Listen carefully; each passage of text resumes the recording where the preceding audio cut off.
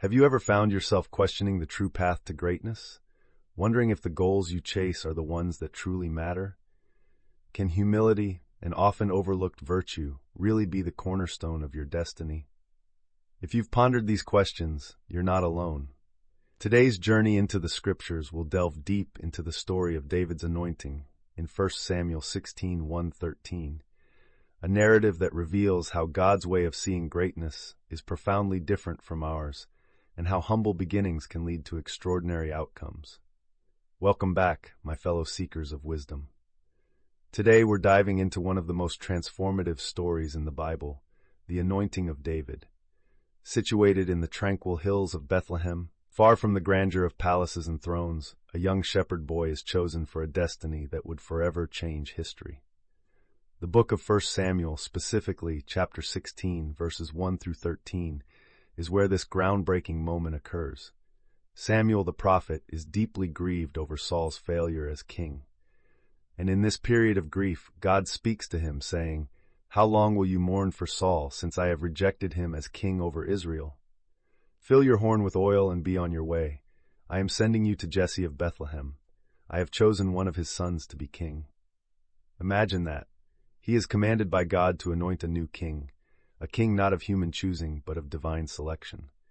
Samuel sets out to Bethlehem, and as he arrives, he faces the challenge of discerning who among Jesse's sons is the chosen one.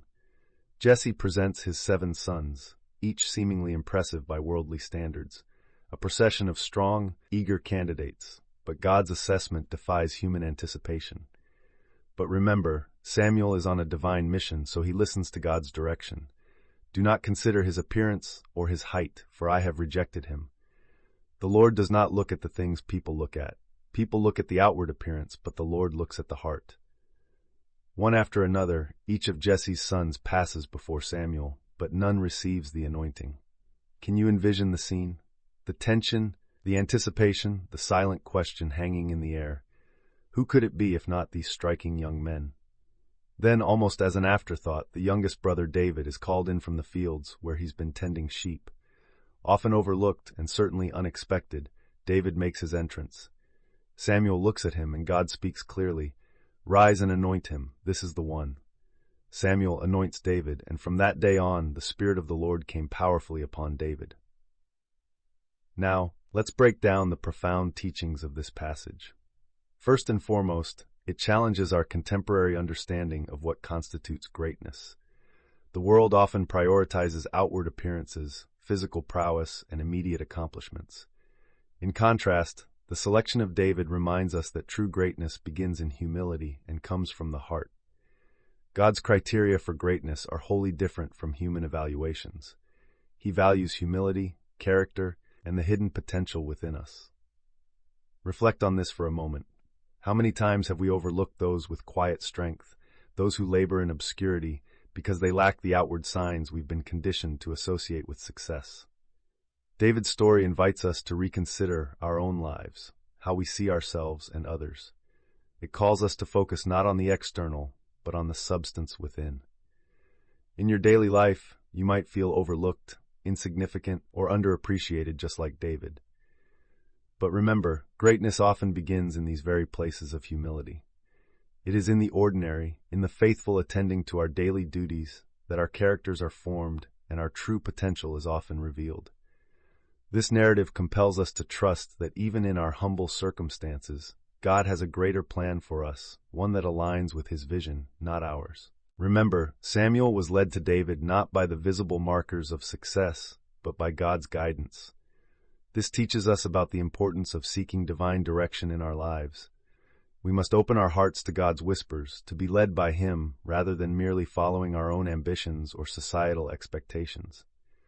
Consider the fields where David tended sheep.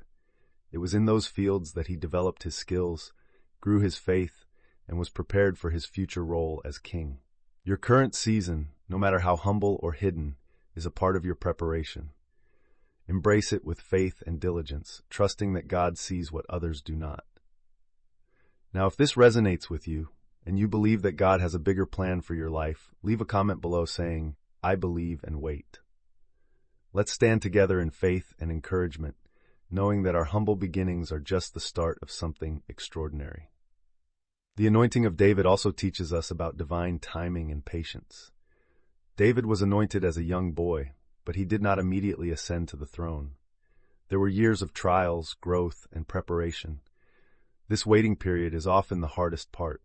We live in a fast-paced world that demands quick results, but God's timing is always perfect. The process is just as important as the destination, and sometimes it is in the process that we are most deeply shaped. Take a moment to reflect on your own life. Are you in a season of waiting? Does it feel like your efforts are unnoticed? Rest assured, just as David was not forgotten by God, neither are you. Your time will come, and each step you take in faith and humility prepares you for the greatness God has purposed for you. In conclusion, the anointing of David is a powerful reminder that God's ways are far higher than ours. It encourages us to look beyond the surface, to value humility, and to trust in God's timing and purpose. May we live with the assurance that God sees our hearts and that He is at work in our lives, even when we may not see the immediate fruits. As you go about your week, carry this message with you. Greatness begins in the heart, and God's anointing is upon those who remain faithful and humble. Stay connected, stay hopeful, and continue to seek His guidance. Thank you for joining me on this incredible journey through the Scriptures. Do leave your thoughts and reflections in the comments. Your engagement and perspectives are what make this community so enriching. Don't forget to subscribe and hit the notification bell so you won't miss our next deep dive into the timeless wisdom of the Bible. Until next time, may God's grace and peace be with you all. Keep believing, keep waiting, and remember, in God's eyes, your story is still unfolding.